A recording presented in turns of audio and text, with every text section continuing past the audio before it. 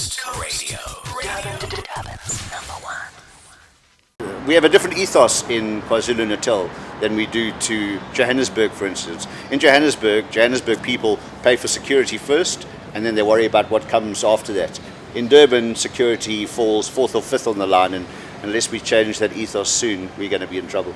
People should be doing more of making sure that you know who your neighbor is, making sure that you know who lives down the road from you, making sure that you know who the Rambo is who lives in your street, making sure that you have somebody else that you can turn to other than the police. And I'm not saying because the police are inefficient. I'm saying because the police are understaffed and because they're undermanned and they're under-equipped. So people need to start not taking the law into their hands, but taking security into their own hands. Well, if you have the money and you can afford outside beams are a good thing because it's an early warning system. Once you get into your house, put the outside beams on so that if anybody comes into your yard, the alarm goes off, and that shortens their window period. You see, these guys are only doing home invasions because if they break into your house when you're not there and the alarm is on, they've got a 5 to 7 minute window period before the armed response arrives. If they break into your house and you're there and they can keep you under control, they've got however long they like. They've got 50 minutes to an hour to do whatever mischief they want to. So if you've got outside beams and the outside beams are triggered, your armed response is going to respond, limiting the time that they have with you, and it's normally a deterrent. Look, it's in fairness to the police, there is just so much crime. They can't dedicate time to one case. It's virtually impossible. I hear that they are assigning a task team to the highway area. I'm delighted by that. I think that's going to be the best thing that this highway area has ever had, is to have a task team assigned here, because we are in trouble. We are under siege in the highway area.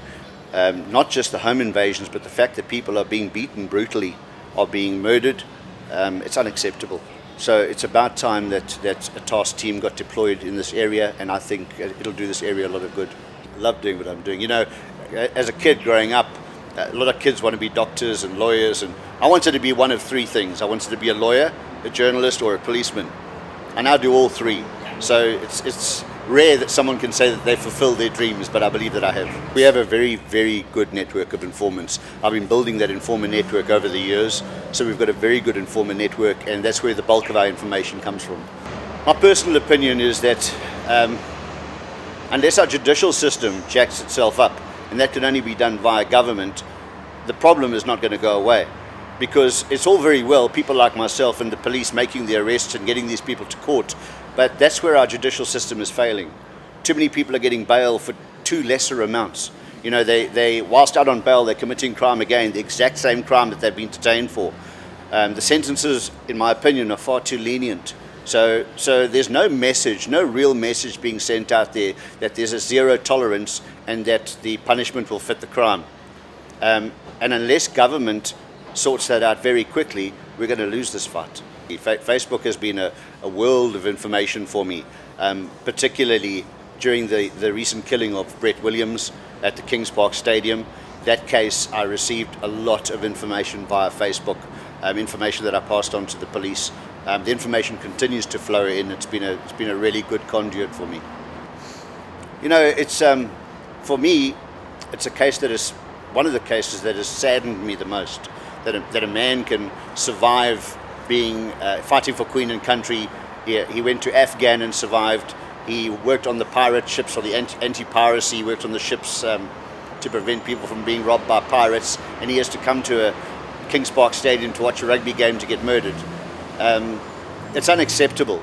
But that seems to be an ethos amongst the younger guys today that have never done army, they've never done military service. They don't understand the word patriotism. They don't understand what it is to be loyal, to be respectful, to be a man of honor.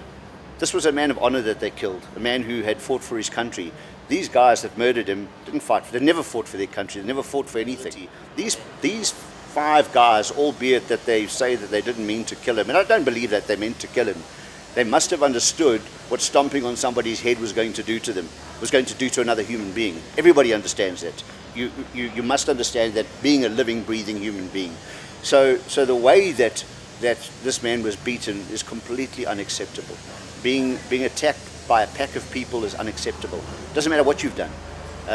I hope it does serve as a lesson to other people to behave themselves and certainly not to behave in the way that these guys behaved. Well, I live in the highway area. My children are in the highway area. My family is in the highway area. So the highway area has always been a very important place for me, a place in my heart. And it's been a place where I have grown my business. So I almost feel like I owe it to the community of the highway area to be helping out wherever I can, and consequently I do. I reckon that if people gathered together, banded together, particularly in this area where we're under siege, I think that we could solve a whole lot of this crime. East Coast Radio. Durban's #1.